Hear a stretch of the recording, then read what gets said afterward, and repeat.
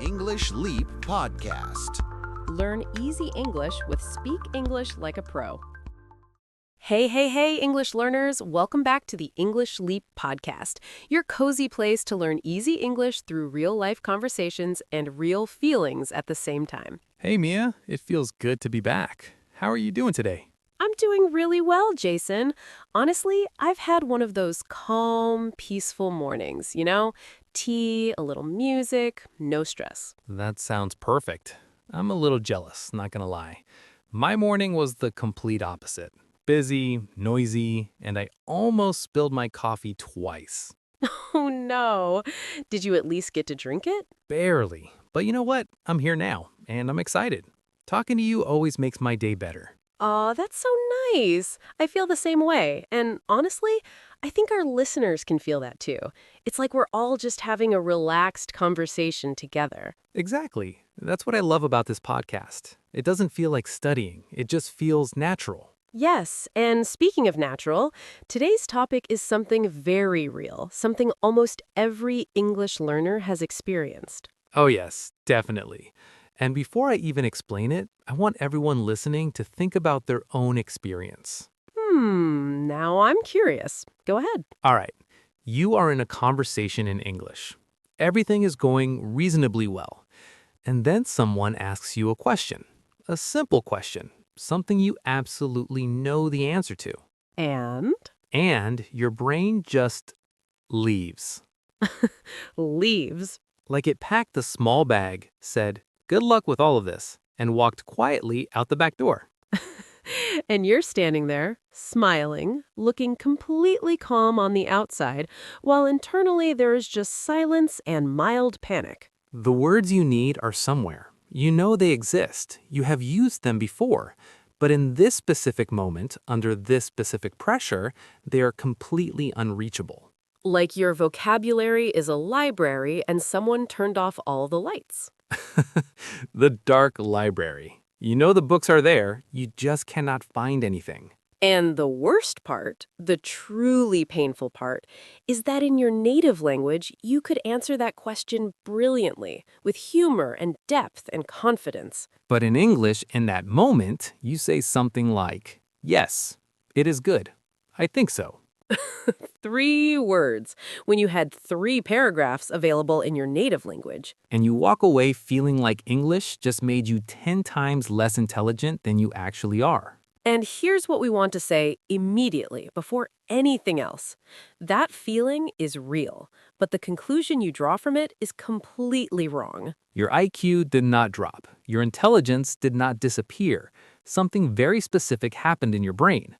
Something that has a name, an explanation, and most importantly, a solution. And today, we are going to explain exactly what that something is, why it happens, and how to stop it from stealing your confidence every time you open your mouth in English. This is one of the most important episodes we have ever made. Because this is not just about English. This is about understanding your own brain well enough to work with it instead of against it. This is a B1 level episode. Clear, honest, and immediately useful. We will explain all the important vocabulary as we go, and near the end, we will have our word tour with 10 essential expressions from today. Before we go any further, if this podcast gives you the kind of understanding that your English classes never did, please like this episode and subscribe to the English Leap podcast. We make these episodes because we genuinely want your English life to be better. And in the comments today, we want you to describe that dark library moment in your own words. When did your brain last leave the building during an English conversation? Tell us. You're not alone. Okay, let us start with the science, because once you understand what is actually happening inside your brain when you speak English under pressure, everything changes. The experience you described, the blank mind, the vanishing vocabulary, the sudden inability to form a sentence you have formed 100 times, this has a name. It is called language anxiety, and it is one of the most well-studied phenomena in linguistics and psychology. Phenomena is the plural of phenomenon. A phenomenon is an observable event or experience that can be studied and explained. Language anxiety is a real, documented, widely experienced phenomenon. And here's what happens physiologically. Physiologically means in terms of the body's physical processes. When you feel pressure or anxiety, your brain activates what is called the threat response. The threat response is your brain's emergency system. It was designed hundreds of thousands of years ago to protect you from physical danger, a lion, a fire, a falling rock. And when the threat response activates, it does something very specific. It redirects resources. It pulls energy and attention away from the higher thinking parts of your brain and sends everything to the survival parts. The higher thinking parts of your brain, the parts responsible for language retrieval, complex sentence construction, vocabulary access, nuanced expression, those parts go quiet. Not because they stopped working permanently, but because in that moment, your brain has decided surviving is more urgent than speaking correctly. The problem is that your brain cannot always tell the difference between a lion and an English conversation. The social lion, equally terrifying, slightly less likely to eat you. But your brain does not know that. Your brain just feels threat, and it responds with the threat response every time. And the result is exactly what you described. The dark library, the vanishing vocabulary, the three-word answer when you had 3 paragraphs available. Your IQ did not go anywhere. Your vocabulary did not disappear. The lights just went out temporarily while your brain was busy trying to protect you from the social lion. And this happens to everyone, not just to English learners. Native speakers experience language anxiety too, in job interviews, in public speaking, in difficult personal conversations. But it happens more frequently and intensely to language learners because speaking a second language already requires more cognitive load than speaking your native language. Cognitive load means the amount of mental effort and processing your brain is doing at any given moment. Speaking your native language has low cognitive load. Your brain does it automatically. Speaking English, especially at intermediate level, has high cognitive load. Your brain is simultaneously retrieving vocabulary, constructing grammar, monitoring pronunciation, processing what the other person is saying, and formulating your response. All at the same time, while also managing the social pressure of wanting to be understood and not wanting to make mistakes. That is an enormous amount of work. And when anxiety enters on top of all that work, the system gets overwhelmed and shuts down non-essential functions. And your brain considers elaborate vocabulary construction a non-essential function during a perceived threat. Your brain is trying to save your life. It just has slightly poor judgment about what actually threatens it. Bless its ancient, well-meaning, slightly confused heart. So now you know what is happening. Now let's talk about how to stop it, because understanding the problem is only useful if it leads to a solution. And we have 5 solutions: practical, immediate, usable today, in your very next English conversation. Solution 1. Name what is happening before it controls you. This sounds almost too simple, but the research behind it is remarkable. When you feel that familiar anxiety rising, the tightening, the blanking, the sense of your brain beginning to exit, instead of fighting it or panicking about it, simply name it internally. Just say to yourself, my threat response is activating. My brain thinks there's a lion. There is no lion. I'm safe. And that naming does something measurable. It activates the prefrontal cortex, the rational thinking part of your brain, the part that was going quiet. The simple act of labeling what is happening pulls your higher brain back online. Because observation requires the higher brain to function. You cannot observe something without thinking, and thinking is exactly what went missing. It's like turning on one small light in the dark library. You can't see everything yet, but you can see enough to find the first book. And from that one light, the rest gradually come back on. Psychologists call this affect labeling. Affect means emotion or feeling. Labeling your feeling reduces its intensity. It gives you distance from the panic rather than letting the panic be the only thing happening. So in practice, you're in a conversation, the brain starts to leave. You catch it, and you say internally, this is anxiety. This is normal. My brain is trying to protect me. I do not need protection right now. I need vocabulary. Let's turn the lights back on. The internal pep talk. The underrated English learning technique in existence. Solution 1. Name the anxiety. Label it. pull your higher brain back into the conversation. Solution 2, slow everything down deliberately. When anxiety hits, the instinct is to speed up, to rush through the sentence, to fill the silence as fast as possible before the other person notices you're struggling. And that rushing makes everything worse because speed requires even more cognitive load. Faster processing, less time to retrieve words, less time to construct sentences. The rushing creates exactly the conditions that make more blanking more likely. So the counterintuitive move is to slow down, deliberately, consciously, against every instinct. Take a visible breath, not hidden, visible, and say one of these bridge phrases that give your brain time to catch up.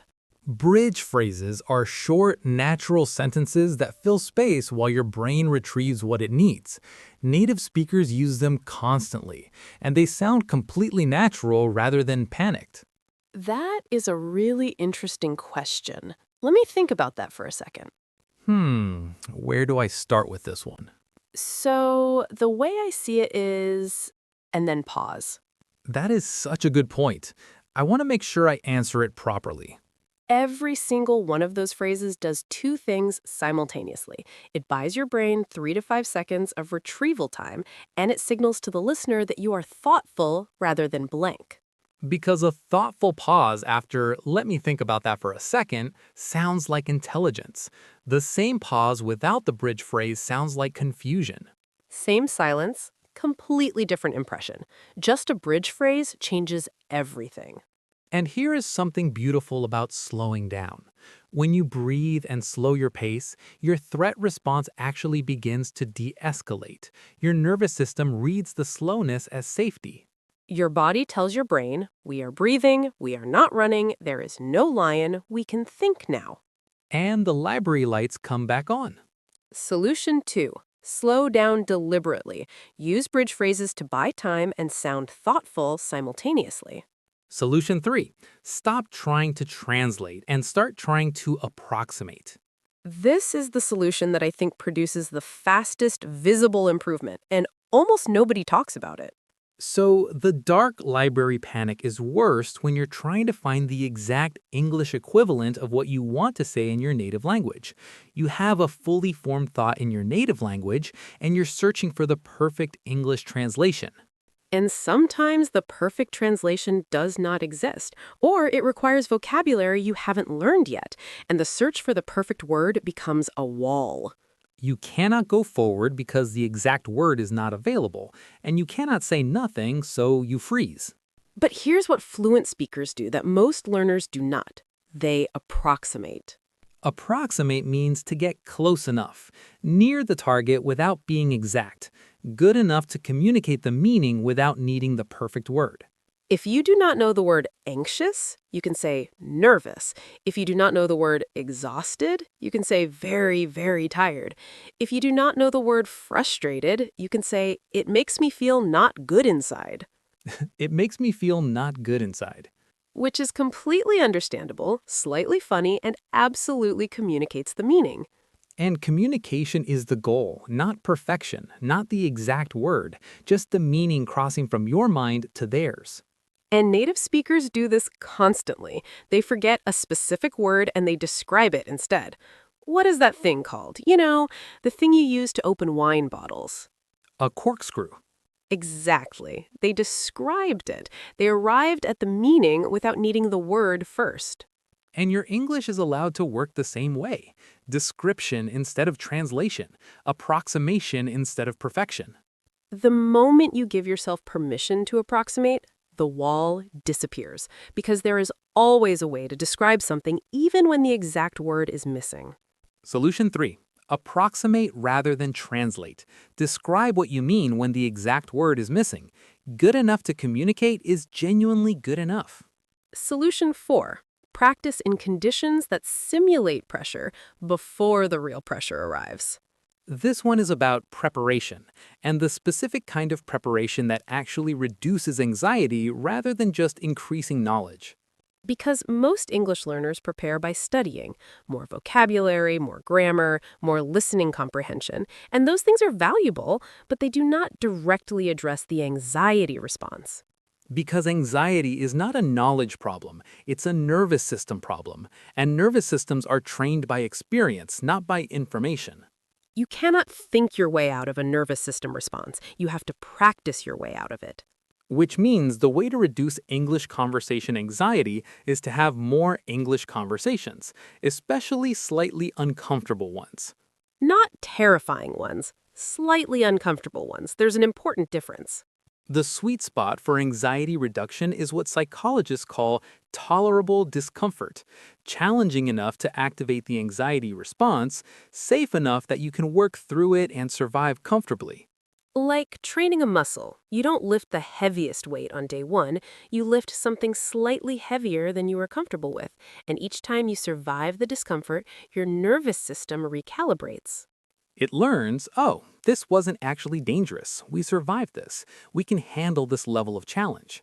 And your baseline for what feels threatening gradually rises. What used to feel like a lion starts to feel like a slightly large cat.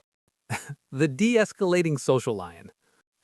Getting smaller every time you survive a conversation. And practical ways to create tolerable discomfort include talking to yourself out loud in English, recording yourself speaking and playing it back, joining English conversation groups online, even commenting in English on YouTube videos. This podcast is actually an excellent anxiety reduction tool if you use it actively, not just listening, pausing and answering your responses out loud, answering our questions before we do, repeating the bridge phrases until they are in your mouth naturally. Because the mouth that has practiced bridge phrases in private will find them available in public when the pressure arrives. Solution 4. Practice in conditions of tolerable discomfort. Train your nervous system, not just your vocabulary. Solution 5. Change the story you tell yourself about making mistakes. And this is the deepest solution, the one that works at the level of identity rather than just technique. Because underneath the language anxiety, underneath the dark library and the social lion, and all the vanishing vocabulary, there is usually one core belief driving everything. What is that belief? If I make a mistake, people will think I am not intelligent. And that belief is the actual lion, not the conversation, not the vocabulary, not the grammar. That belief. Because that belief makes every English conversation feel like an intelligence test rather than a communication attempt. And intelligence tests have high stakes, and high stakes activate the threat response. So every English conversation that starts from that belief is already beginning with the lights slightly dimmed in the library. But here's the truth about making mistakes in a second language. The truth that the most fluent, most confident second language speakers understand deeply. Making a mistake in English does not say anything about your intelligence. It says you are using a cognitive tool that you are still building. It would be like judging a carpenter's intelligence by the quality of their first attempt at using a new saw. The saw is new, the hands are learning, the brain is adapting. The result will be imperfect. And an observer who watches that first imperfect cut and concludes the carpenter is unintelligent is not paying attention to the right thing. The right thing to notice is that the carpenter is building something, is attempting something, is adding a new capability to their hands and their mind. And you are doing the same. Every single conversation, every single attempt, even the ones where the library goes dark and the social lion appears and all you manage is 3 words. Those 3 words are still an attempt, and attempts are how the library gradually gets more lights installed. So the new story is not, I failed at English today. The new story is, my brain practiced something genuinely difficult today, and it will be slightly easier tomorrow. And eventually, slightly easier becomes considerably easier, and considerably easier becomes natural, and natural becomes fluent. Not because your IQ rose, but because you kept showing up even when the lights went out. Solution 5. Change the story about mistakes, from evidence of low intelligence to evidence of a brain in the process of building something remarkable. Okay, let's do our quick recap before the word tour. Solution 1. Name the anxiety. Label it to reduce it. Pull your higher brain back online. Solution 2, slow down deliberately. Use bridge phrases to buy time and sound thoughtful simultaneously. Solution 3. Approximate rather than translate. Describe what you mean when the exact word is missing. Good enough to communicate is genuinely good enough. Solution 4. Practice in conditions of tolerable discomfort. Train your nervous system, not just your vocabulary. Solution 5. Change the story about mistakes. You're not failing, you're building. And carrying all 5 of those solutions into your next English conversation, you are already a different English speaker than you were at the beginning of this episode. Because you now understand what's actually happening in your brain, and understanding is the beginning of everything. Okay, word tour time. 10 essential expressions from today. Let's make them permanently yours. Listen carefully, repeat out loud, let every one of them become a living word in your English. First expression, phenomenon. A phenomenon is an observable fact or event that can be studied and explained, something real that happens and can be examined carefully. The plural is phenomena.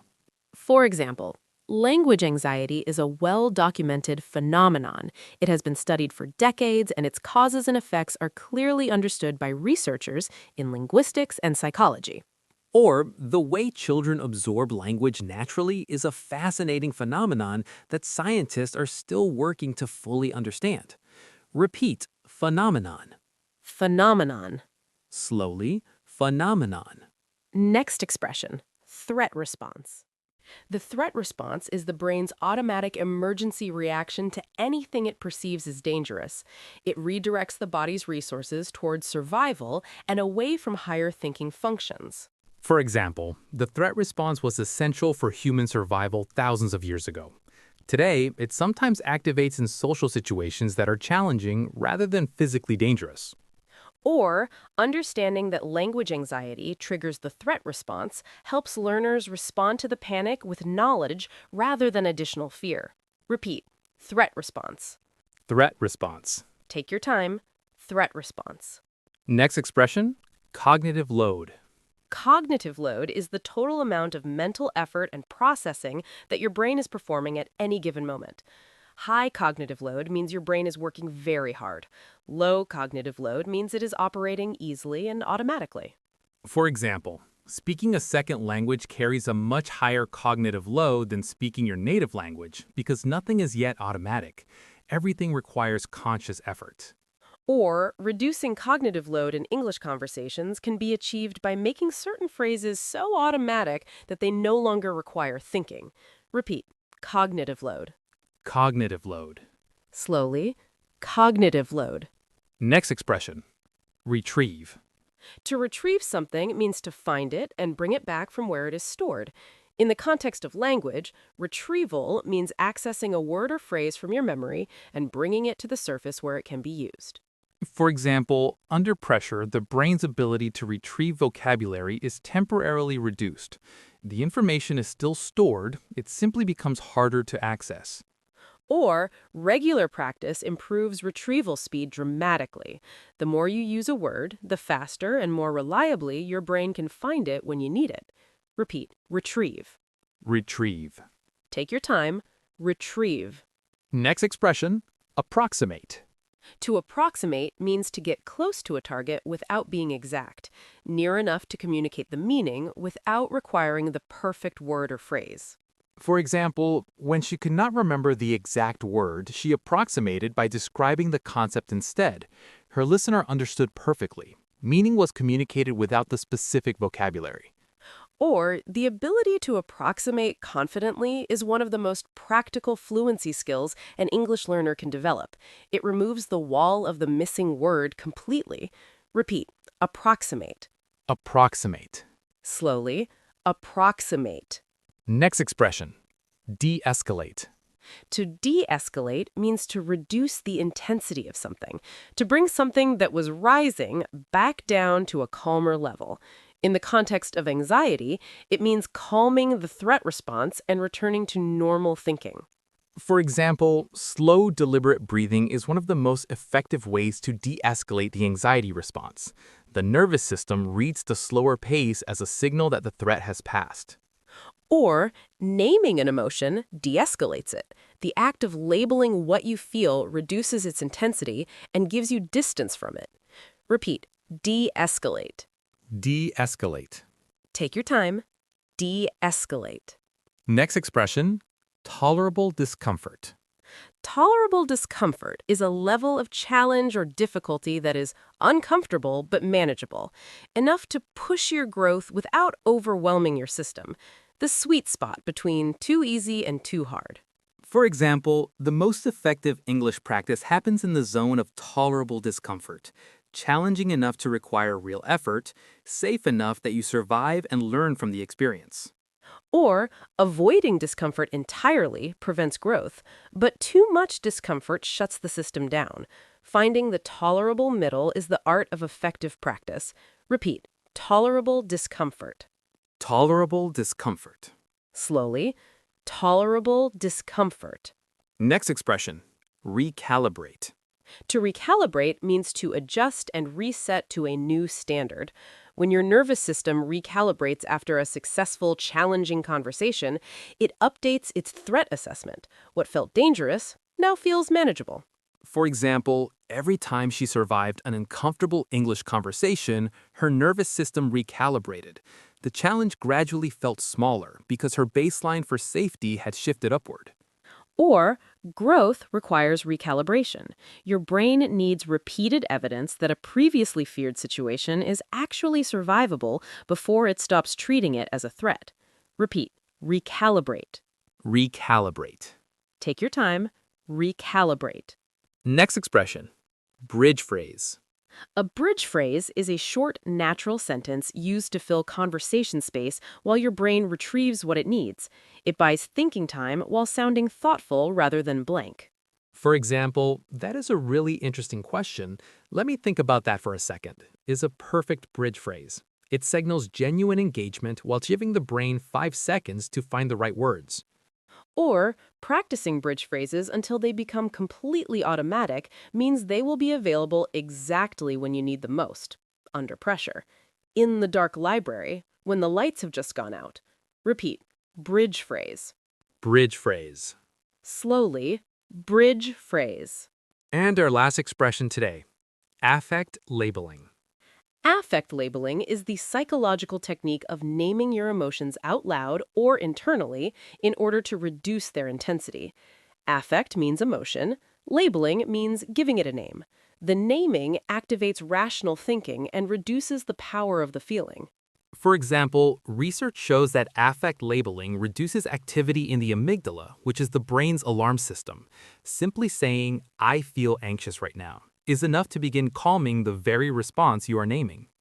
Or, affect labeling is one of the simplest and most powerful tools available for managing language anxiety in real-time conversations. Name it, reduce it, continue. Repeat, affect labeling. Affect labeling. Take your time. Affect labeling. That was our word tour for today. 10 expressions that give you not just better English, but a better understanding of your own extraordinary brain. And now our final thought, the thing we most want you to carry away from today. You have never been less intelligent speaking English. Not once. Not ever. Your intelligence was always there, every single time, even in the darkest library moments, even in the 3-word answers, even when the social lion was roaring and your brain had temporarily evacuated the building. The intelligence was there. The vocabulary was there. The ideas were there. The lights just went out for a moment, and now you know where the switch is. Name the anxiety. Slow down. Approximate. Practice the discomfort. Change the story. 5 switches, 5 ways to bring the lights back on. And every conversation from today forward is a chance to practice one of them, to recalibrate, to show your nervous system that English is not a lion. It is just a language, a beautiful, complicated, wonderfully expressive language that is gradually becoming yours. One conversation at a time. One brave attempt at a time. One library light at a time. Until one day, the whole library is bright and you walk through it like you own it. Because you will. You absolutely will. If today's episode explained something you've always felt but never understood, please like it, subscribe to the English Leap podcast, and share it with one English learner whose brain keeps leaving the building at the worst possible moments. Tell them the lion is not real, and the lights are coming back on. This is Mia. And this is Jason. And you have been listening to the English Leap podcast. Bye. Bye. Your brain is brilliant. Always was. Now you just know how to remind it of that when it forgets. Your progress doesn't end here. To continue advancing your English skills, click on the next video or explore the additional videos we've thoughtfully selected for you.